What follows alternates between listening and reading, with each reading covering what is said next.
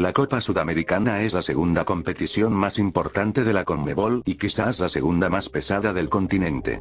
A pesar de que es un torneo bastante joven, contando con 2 décadas de existencia, no ha sido una contienda en la cual nuestros equipos hayan destacado con mucha frecuencia.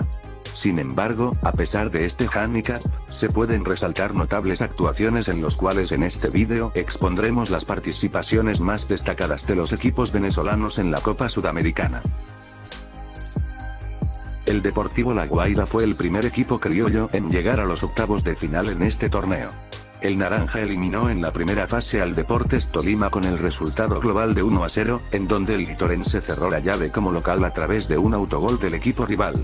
En la siguiente ronda se enfrentarían al Emelec ecuatoriano, en el cual terminarían ganando en el partido de ida en el Metropolitano de Lara por el resultado de 4-2, para luego terminar de concretar su clasificación a los octavos de final empatando a 0 goles en el George Campbell de Guayaquil. Pero la aventura guairense terminó en esta instancia, ya que el San Lorenzo argentino frenó su rumbo en la Copa. El Ciclón de Boedo ganaría la ida por 2-1, en el cual no era un mal resultado para el equipo central, ya que había anotado como visitante, pero no pudo hacer la tarea como local y terminaría perdiendo por 2-0, concluyendo así su participación en el torneo, y como mencionamos anteriormente, siendo el primero en llegar a esta instancia de esta copa. En la Copa Sudamericana del 2019 fue la edición donde los equipos venezolanos pudieron llegar más lejos. Antes de desglosar esta parte del vídeo contaremos un hecho importante, ya que los involucrados en el suceso curiosamente fueron los que más destacaron en nuestra representación en los torneos internacionales de ese año. El 9 de marzo de ese mismo año el Zulia y el Caracas hicieron una protesta con motivo a los constantes apagones que sufrió el país en ese mes, sobre todo el que ocurrió el 2 días antes, específicamente el 7 de marzo, en el que fue el apagón más prolongado en la historia del país.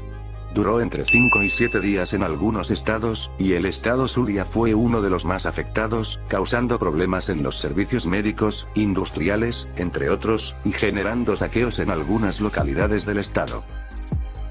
Ya explicado el contexto, procedamos a exponer el desempeño de ambos equipos en el torneo. El rojo, que empezaría a jugar en la segunda fase del torneo ya que no avanzó la fase previa de la Copa Libertadores de ese mismo año, y por ende por norma del formato de la Copa de ese entonces fue bajado a esta instancia de la Sudamericana. El avileño perdería en la ida 1-0 ante el Liverpool uruguayo, pero terminaría remontando la eliminatoria y ganando 2-0 en el Olímpico de la UCB. En los octavos de final el equipo capitalino terminaría siendo eliminado por el que posteriormente fue el campeón de la Copa, el Independiente del Valle ecuatoriano. Los rojos, tras un partido parejo y trabado, empatarían la ida sin goles, pero terminarían cediendo ante la presión del Matagigantes perdiendo 2-0, concluyendo así su camino en el torneo. Mientras tanto seguimos en esta edición de la Copa, para relatar el camino del buque negriazul, que sin duda fue el más destacado de la representación nacional y la revelación de la competición.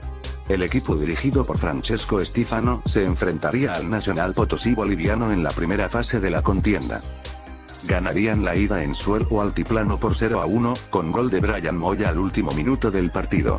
Ya en la vuelta el equipo petrolero, tras ser un tanto superior en el partido, no pudo plasmarlo en el resultado y tras una jugada aislada el conjunto potosino empataría la serie y provocando que el partido se decidiera en la tanda de penales.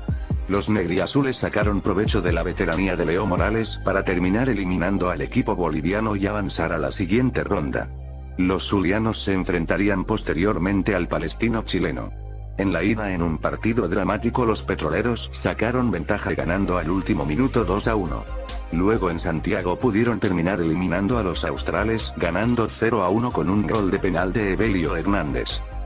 Ya en octavos de final los occidentales chocaron contra el Sporting Cristal peruano, en el partido de ida en el que por cierto también hubo un apagón en la ciudad de Maracaibo, derrotaron a la máquina celeste por 1-0 por vía de Frank Felcher. Ya en la vuelta, disputada en la cancha de Alianza Lima, el petrolero se adelantó en el marcador a través de un cabezazo de Andrés Maldonado, posteriormente el escuadrón peruano apretó en el segundo tiempo, pudo remontar el partido para así igualar la eliminatoria. Sin embargo, tras un saque de arco efectuado por Leo Morales y una segunda originada después del balón dividido, el catracho Brian Moya anotó el gol que igualaba el encuentro y aventajaba a los zulianos en la eliminatoria.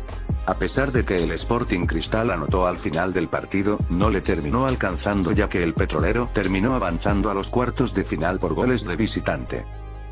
Ya en los cuartos de final, los negriazules se enfrentaban al Colón de Santa Fe argentino. En el Pachencho hicieron la tarea al ganar con gol del ecuatoriano Abel Casquete casi al final del partido. Sin embargo, ya en suelo argentino, tras estirar el 0-0 hasta el segundo tiempo, pero ya en el inicio del mismo los santafesinos igualaron la serie, para luego posteriormente terminar remontando la llave y eliminar al equipo venezolano de la Copa. A pesar de ser apenas la segunda participación internacional del club, pudieron trascender en ella y ser quizás el equipo venezolano que mejor compitió en un torneo sudamericano en esta década, así como también igualó el récord de triunfos que tiene un equipo nacional en un torneo sudamericano que tenía Estudiantes de Mérida con 5 victorias en la Libertadores del 99. 5 años después el carrusel aurinegro, que tras ser bajado de la Libertadores por quedar tercero en su grupo, regresaba a jugar a la Sudamericana. En el camino de los tachirenses se encontraron en los octavos de final a un coloso sudamericano, el Santos de Brasil. Tras un partido bien competido, los dirigidos por el español Alex Pallares estuvieron a punto de ganarlo, ya que tras un gol de córner estuvieron en ventaja en casi todo el partido hasta que a pocos minutos del final el Peixe pudo empatarlo y así rascar un empate de Pueblo Nuevo. Sin embargo, ya en el estadio del equipo paulista se consumó algo histórico para el fútbol nacional.